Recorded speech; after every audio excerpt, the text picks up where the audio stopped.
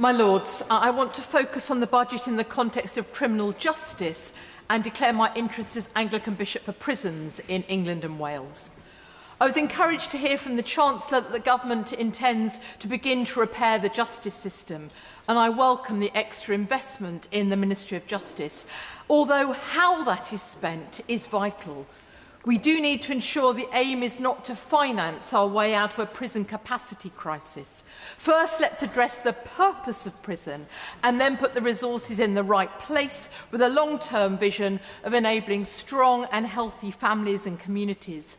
As a Christian, I hold fast to hope and transformation.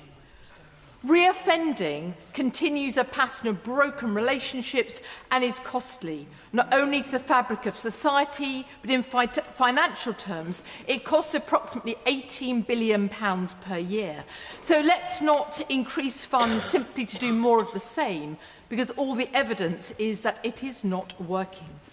I'm delighted that the sentence review will look at alternatives to custody. As we know, a prison place costs more than £40,000 a year. A community sentence costs about a tenth of that, and with better results. Yet the use of community sentences has been falling over the last decade. Incidentally, we are currently hemorrhaging money through the dysfunction and delays in courts and the record high numbers being held on remand. In the Crown Courts, approximately 14% of people on remand are subsequently acquitted, and over 15% are then given a non-custodial sentence. But by that point, there's already been a costly pressure placed on prison capacity, as well as the impact on victims, families and wider communities, with monetary implications for health, care and education.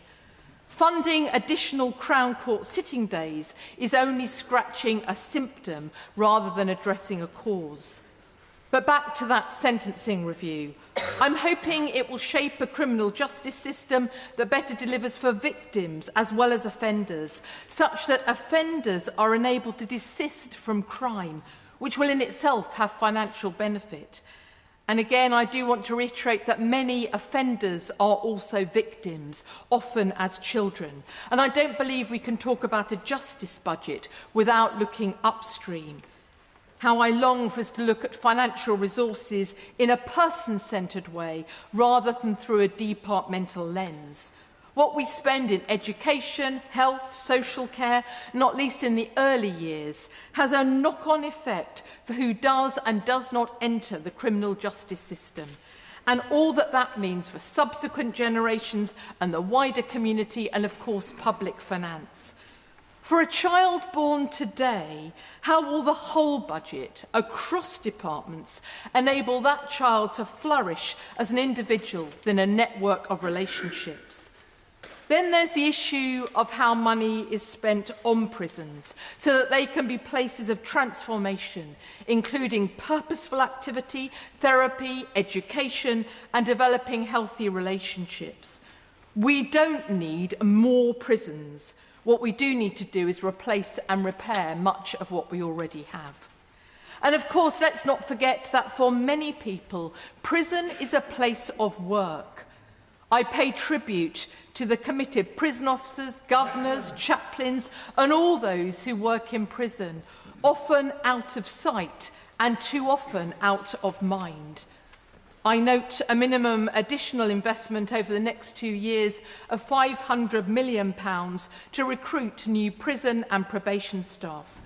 Yet extra resource for recruitment will only work if it's coupled with resources for staff training, development and boosting morale, not least so that existing staff are retained. And unless there is good and adequate resourcing and valuing of probation, it will not be possible to have alternatives to custody or to reduce reoffending through community-focused solutions.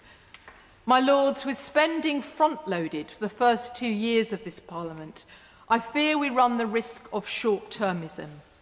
Reforming the criminal justice system is a long-term and overdue project, but the financing cannot be separated from areas of spending in other departments. We must ensure that our approach is well coordinated and far-sighted. In the meantime, this budget is a step in the right direction for criminal justice, and I look forward to engaging with the Government further on this vital work.